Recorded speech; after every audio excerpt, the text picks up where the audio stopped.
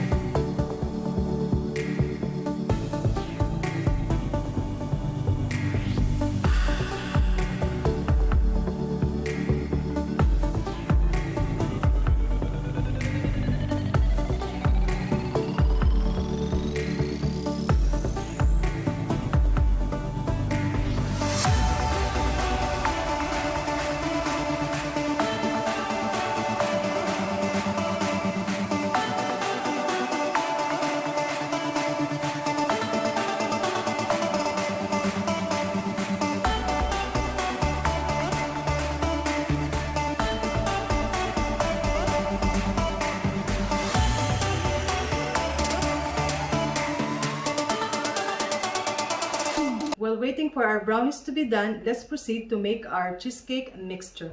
We need 400 grams of cream cheese, 150 grams of yogurt, 3 pieces of eggs, 2 tablespoons of vanilla extract, and 200 grams of sugar.